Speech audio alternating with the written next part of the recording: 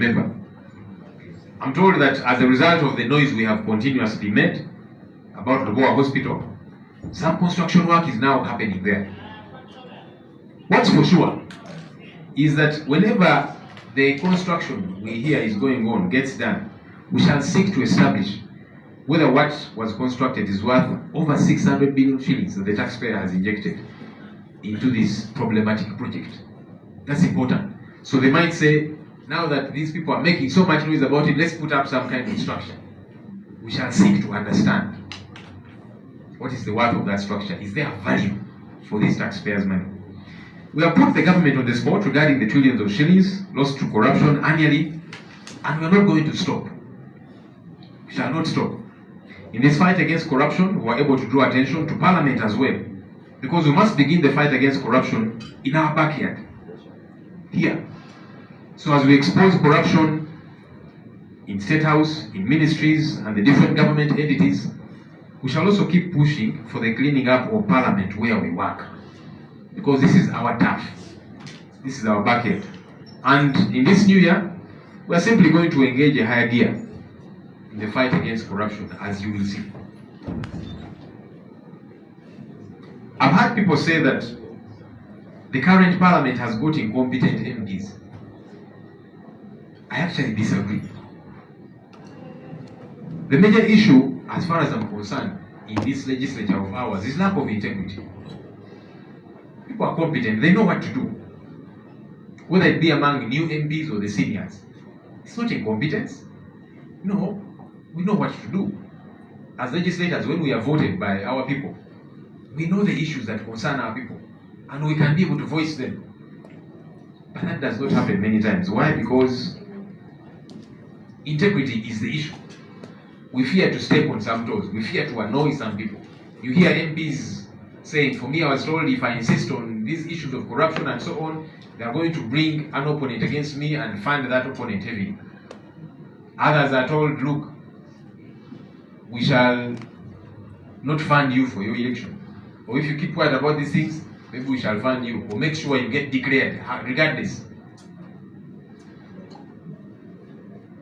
And so that is the issue that is happening in this parliament. Because MPs are well educated and exposed, but the lack of integrity is what happens. And just to clearly paint you a picture, out of all the 557 members of parliament that we have in this house, including the ex-officials, at least 18 of them, 18 of us as MPs, have got PhDs. 18. 231 members of parliament have got master's degrees. 251 members of parliament have got bachelor's degrees. I know this information will shock some of you. 37 have diplomas. Only 16 possess just the minimum qualification of USCE, Senior 6. Only 16. And only 4 possess certificates that are equivalent to USCE. Only 16 have Senior 6 certificate, which is the requirement in the law to be an MP. And only 4 possess the equivalent. Those who have studied wherever and so on, then you come and it is equated. So how do you say that MPs are incompetent or shallow? Because I hear that a lot from analysts. It's Parliament, MPs are incompetent and so on. No, I don't agree. I think what we lack here is integrity. Because MPs are educated, exposed, they know what to do. And by the way, it's not just this Parliament.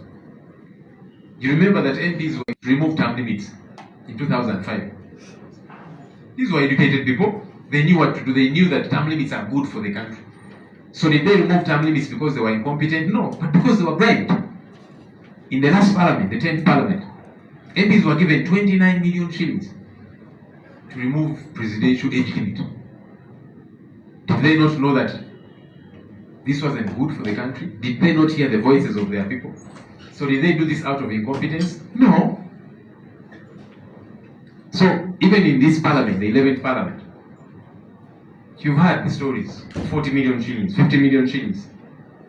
and the like, even to members of parliament. You saw Honorable Twaha Kagabo running around up and down when we caught him red-handed. We said, you have got to return that money.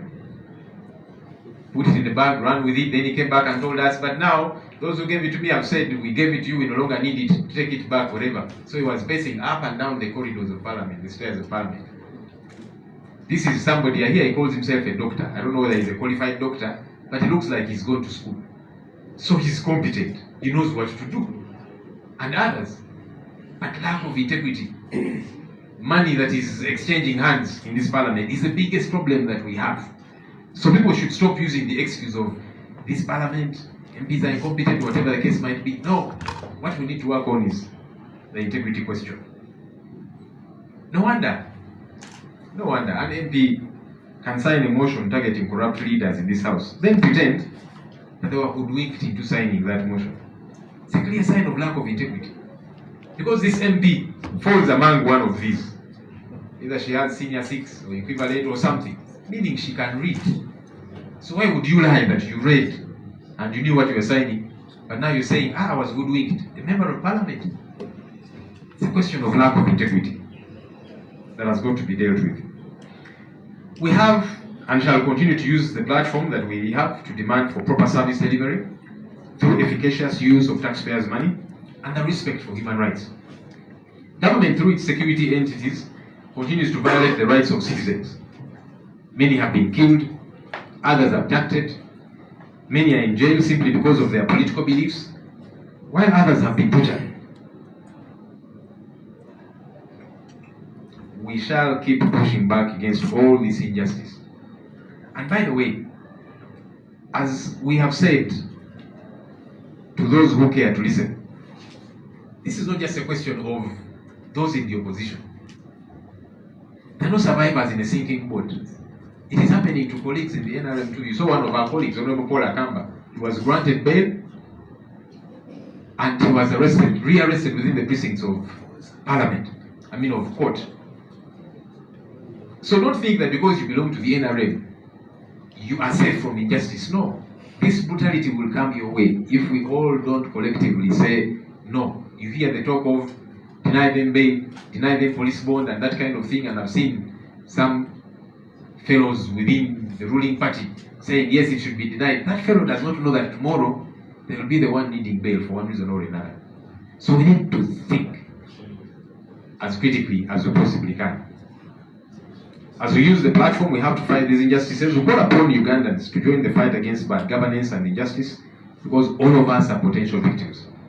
We are glad to see young people and civil society activists who have joined the fight against corruption. We saw them protesting about corruption here at Parliament. That was a good sign that we together can stand against corruption and all other forms of injustice. May God help us to take this a notch higher in this year. The second year of our mandate is going to be an opportunity for us to do even more in executing our mandate of keeping the government in check, still pursuing the key priorities, the 3 key priorities: fighting corruption, poor service delivery, and human rights violations. So we shall continue to shake those tables, regardless whose drinks are on those tables. I thank you.